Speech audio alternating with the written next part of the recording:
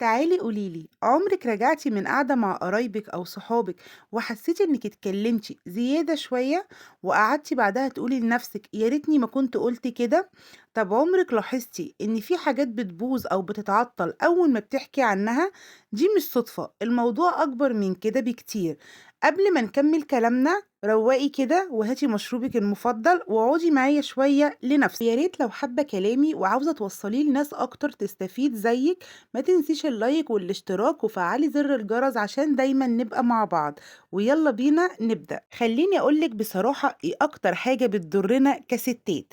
احنا بنحب نتكلم كتير، بنرتاح لما نفضفض ونحس ان اللي جوانا لازم يطلع، بس المشكلة مش في الكلام نفسه، المشكلة لما نحكي لكل من هب ودب، لكل الناس عن كل حاجة في أي وقت. يعني إيه تحكي عن مشاكل بينك وبين جوزك قدام أي حد، تحكي عن خططك لناس ممكن تحبطك، تحكي عن نعم ربنا عليكي قدام ناس مش كلهم بيحبولك الخير، وفجأة تلاقي حد بيحكم عليكي، حد بيستخدم الكلام ضدك، أو حتى طاقتك نفسها بتتغير وتفقدي حماسك، وساعتها تحسي بالندم وتقولي يا ريتني ما نطقت.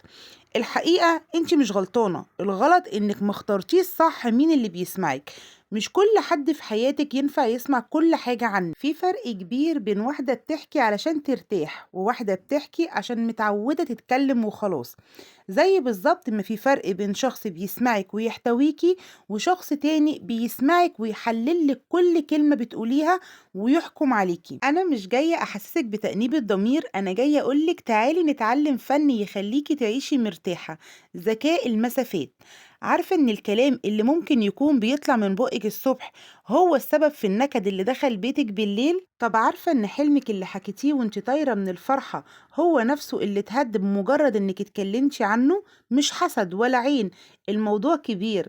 الموضوع هو إنك ما عندكيش ذكاء المسافات. حياتك كتاب مفتوح وكل ما تحكي حاجة بتتعكس وتقف، وبعد لما تفضفضي بتحسي بندم بياكل في قلبك.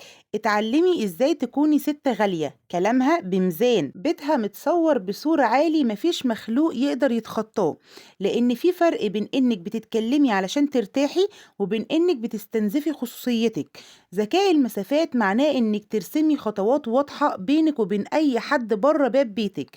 المسافة اللي بينك وبين جارتك غير المسافة اللي بينك وبين أختك، غير اللي بينك وبين صاحبتك، غير اللي بينك وبين مخدتك.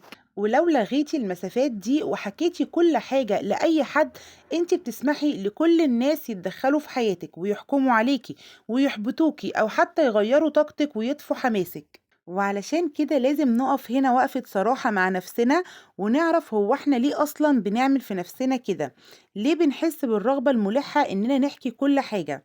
خلينا نعترف كستات مش بنحكي علشان وحشين ولا علشان لكاكين، يمكن محتاجين طبطبة، كلمة حلوة تسندنا، دعم نفسي، أو حتى تأكيد من اللي قدامنا إننا صح أو تفكيرنا صح.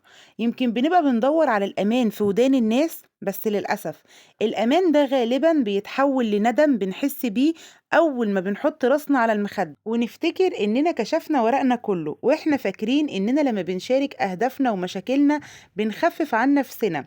بس الحقيقة المرة إن ده فخ، لأنك لما بتحكي بتخربي كل حاجة في حياتك. وعشان نهرب من الفخ ده ونحمي نفسنا بجد لازم يكون في خريطة نمشي عليها. دلوقتي في قواعد ذكاء المسافات السيستم الجديد اللي هيحميكي، قاعدة ال24 ساعة لتأجيل الكلام. لما يحصل حاجة تفرحك قوي أو تزعلك قوي خدي عهد على نفسك ما تحكيش لأي حد لمدة 24 ساعة. هتلاقي إن فورة الشعور بالكلام هدت، وهتقدري تفكري بعقلك الموضوع ده يستاهل يتحكي ومين الشخص الصح اللي يسمعه. تاني حاجة، صنفي الناس في حياتك لدواير، مش كل الناس واحد.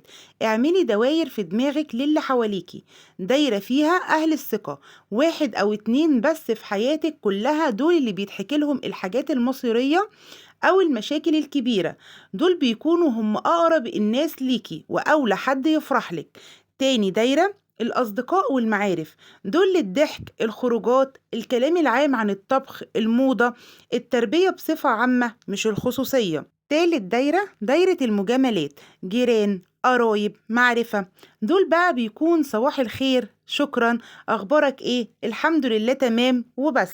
لكن أنا عارفة اللي بيدور في بالِك دلوقتي وبتقولي يا ميرا الكلام سهل نظريًا، بس أنا لو سكتت وقفلت بُقّي قدّام الناس هيقولوا عليَّ مغرورة، أو هيحسوا إني مخبية ويضغطوا عليَّ بالأسئلة عشان يوقعوني في الكلام. أعمل إيه ساعتها؟ بُصّي يا قلبي، الحل مش إنِّك تكشّري في وش الناس أو تصُدّيهم بقلة ذوق، الحل هو سياسة الباب الموارب. يعني إيه؟ يعني لمّا حد يرمي ودنه في تفاصيل بيتِك أو يسأل عن جوزِك، ولادِك، فلوسِك، ما تتقفليش وتتوتّري، بالعكس اضحكي وادّي إجابة عامة تشبع فضولهم بس ما تدّيلهمش معلومة واحدة حقيقية يمسكوها عليكِ. خلّيني أقول لِك مثال، حد بيسألِك جبتِ الطقم ده بكام؟ بدل ما تقولي السعر أو تردّي بقلة ذوق وتقولي ما لكش دعوة، قولي بابتسامة والله يا حبيبتي البركة في الرزق، الحمد لله إنه عجبني ومناسب معايا لإن الأيام دي ما فيش حاجة رخيصة، بس ربنا بيسترها.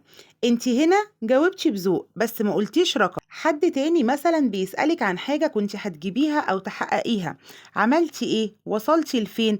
ردي بذكاء، الواحد بيسعى وربنا كريم لما تفرج الأمور أنتِ أول واحدة هتعرفي. هنا أنتِ خليتيها تنتظر المستقبل فسكتيها في الحاضر بهدوء. أنتِ كده بتمارسي سياسة ذكاء المسافات بمنتهى الذوق بباب موارب عشان ما حدش يحس إنِك بتصديه، بس في الحقيقة ما فيش مخلوق يقدر يتخطى عتبة بيتِك أو يعرف اللي بيدور في عقلِك غير بإذنِك أنتِ. خليكي زي الغرفة المقفولة، أسرار بيتك ومشاكلك خط أحمر.